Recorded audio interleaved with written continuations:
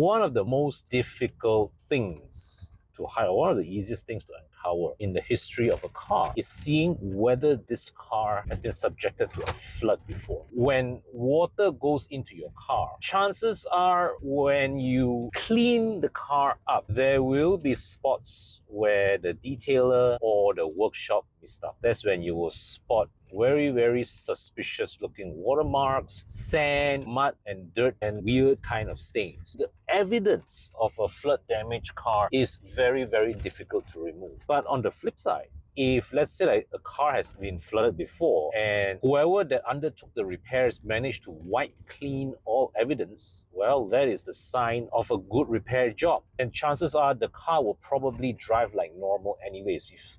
For somebody to go through that level of care when fixing the car. So chances are in those cases, you're all right. But to even get there, right, it's going to be very expensive, because the only way to really properly fix up a flooded car is that you have to strip it to bare bones, clean it all up and replace whatever is necessary. Your engine has to be fully opened up. All the fluids in there would need to be removed.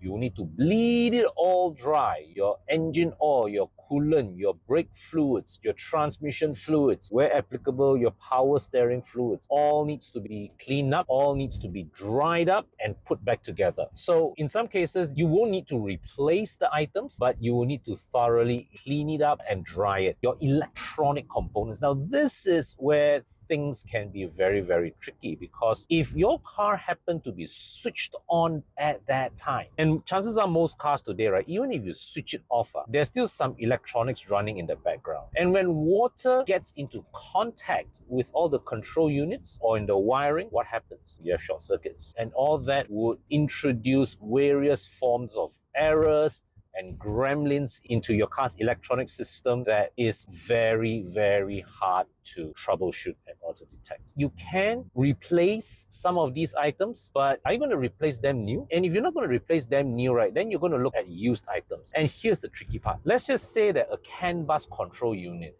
or a engine control unit, you have to find one that came from a donor car that is the exact same spec as your car. Not easy to find sometimes. The more sophisticated your car is, the more challenging these kind of troubles becomes. Also, your carpet also is going to be a big headache, because you're going to have to remove your seats, you're going to have to book out all your panels inside there, so you can take the carpet out, put it through an extraction cleaning process, dry it up, and then think about whether you want to put it back or you want to put new carpet inside. And new carpet also is not easy to get. The trouble with upholstery is that they can absorb the water inside. So even if you put it out to dry, you may not be able to fully extract and remove all the contaminants that went in via the water to start this. So that is another messy part. So at the end of the day, right, if you really want to properly fix up a flooded car, right, the only way that I can think of is that you need to buy a half cut of the same make and model and transplant everything over. You are building a fully functioning car on your car's existing chassis,